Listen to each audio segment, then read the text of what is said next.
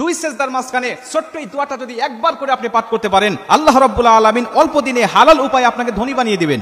শুধু তাই নয়, বিশ্বনবী বলেছেন ওই ব্যক্তিকে আল্লাহ পাক আরো 4টি পুরস্কার নগদে দান করে দেয় দুনিয়ার জমিনে। দুনিয়াতেই আপনাকে 5টি পুরস্কার দিবে এবং আখিরাতের জন্য তো আপনার জন্য পুরস্কার রয়েছে। অতএব এই আমলটা আমরা কেউ ছাড়বো না। দেখেন, আমরা কিন্তু সবাই নামাজ পড়ি, আমরা নামাজ পড়তেছি, এই আমলটা করার জন্য আপনাকে অতিরিক্ত কোনো ঝামেলা করতে হচ্ছে না। আপনি নামাজ আদায় করছেন, নামাজের জন্য উযু তো অবশ্যই করবেন। আপনি নামাজের মধ্যে শুধু আগে সেজদা 2টাই দিয়েছেন, এখনো 2টাই দিবেন। শুধু আগে এক সেজদা দিয়ে দেরি করতেন না, আবার আরেক সেজদায় যাইতেন, এখন শুধুমাত্র একটু সময় নেবেন, দেরি করবেন, এই দোয়াটা পাঠ করে তারপর আরেকটা সেজদা দিবেন। এর ফলাফল কি হবে? এইটুকু আমলের বিনিময়ে আল্লাহ রাব্বুল আলামিন আপনাকে দুনিয়ার জমিনে 5টি পুরস্কার দান করবেন।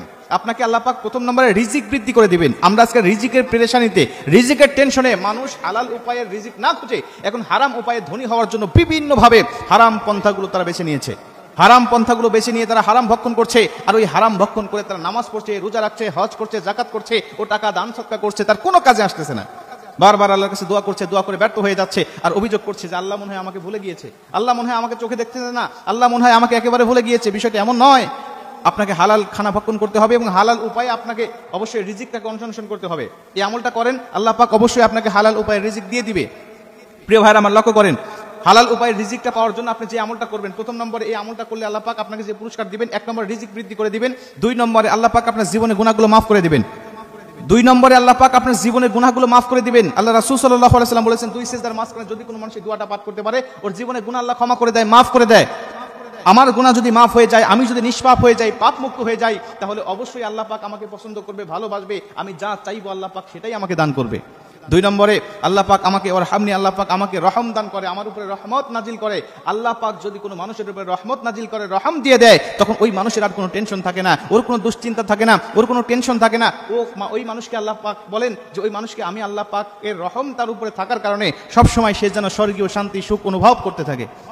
আল্লাহ রাসূল বলেন সাকিনা নাজিল হয় তার উপরে। সাকিনা মানে হলো জান্নাতি প্রশান্তি তার উপরে নাজিল হয়। 4 নম্বরে আল্লাহ রাসূল সাল্লাল্লাহু আলাইহি ওয়াসাল্লাম বলেন ওয়াহদিনী, তাকে হেদায়েত দান করা হয়, তাকে হেদায়েত দিয়ে দেওয়া হয়, মানে সহজ সঠিক পথগুলো তাকে দেখিয়ে দেওয়া হয়। ওই সঠিক পথ দিয়ে সে যদি চলতে পারে, তাহলে আল্লাহ পাকের জান্নাত পর্যন্ত সে পৌঁছাইতে পারে।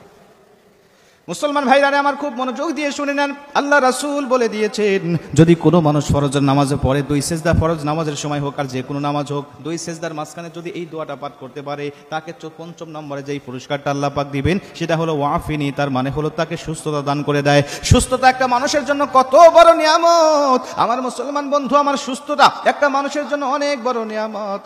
মানুষ যদি অসুস্থ থাকে তখনই সুস্থতার নিয়ামতটা বুঝতে পারে। এ মুসলমান, কোনো মানুষ অসুস্থ হলে কোনো কিছুই তার ভালো লাগে না, খাবার দাবার থেকে শুরু করে নিয়ে সব কিছুতেই তার যেন কেমন অশান্তি শুরু হয়ে যায়। এজন্য আল্লাহ রাসূল বলে দিয়েছেন, তুমি যদি সেজদার মাঝখানে এই দোয়াটা পাঠ করতে পারো, আমার আল্লাহ তোমাকে সুস্থতা দান করে দিবে, সুস্থতা দান করে দিবে।